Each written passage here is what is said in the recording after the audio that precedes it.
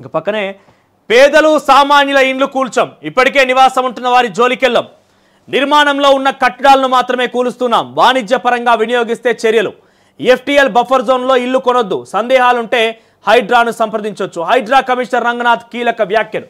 So ఒకసారి అది కూడా దానికి వెబ్సైట్ ఉంది, హైదరాబాద్ లేక్స్ అంటూ కూడా ఒక్కసారి చూద్దాం.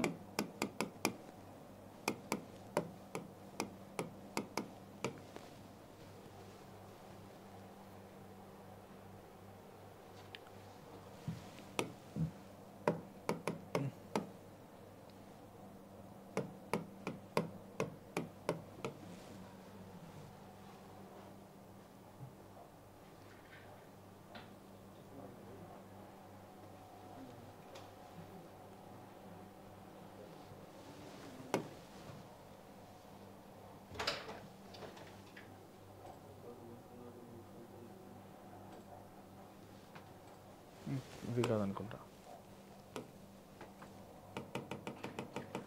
హైదరాబాద్ లేక్స్ అంటే ఒక వెబ్సైట్ కూడా రూపొందించింది, అంటే గతంలోనే ఉంది.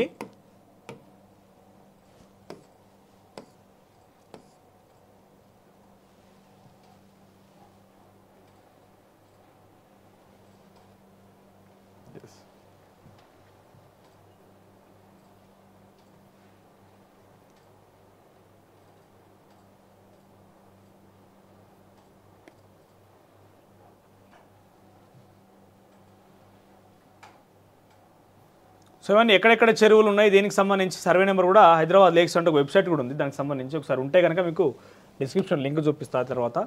సో హైదరాబాద్ లేక్స్ అంటే కూడా ఒక ప్రత్యేకమైనటువంటి ఒక వెబ్సైట్ కూడా ఉంటుంది, దాంట్లో మీ సర్వే నెంబర్ కొడితే అది ఎఫ్టీఎల్ పరిధిలో ఉందా, బఫర్ జోన్లో ఉందా, అన్నీ చెక్ చేసుకున్నాకనే ఇల్లు కొనుగోలు చేపట్టండి, లేదనంటే తర్వాత ప్రాబ్లమాటిక్గా ఉందంటూ రంగనాథ్ చెప్పుకొస్తున్నారు.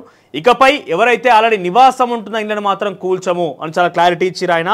ఒకవేళ కనుక ఎఫ్టీఎల్ బఫర్ జోన్లో ఎవరైనా అక్రమంగా కట్టడాలు చేపట్టినప్పటికీ అది ఎన్ని రోజులు అవుతుందా, కమర్షియల్ యాక్టివిటీస్ కనుక అక్కడ స్కూలో లేకపోతే ఇంకేదైనా కమర్షియల్ యాక్టివిటీస్ కనుక జరిపే అవకాశం ఉంటే వాటిని అయితే కూల్చేస్తామని తేల్చేశారు.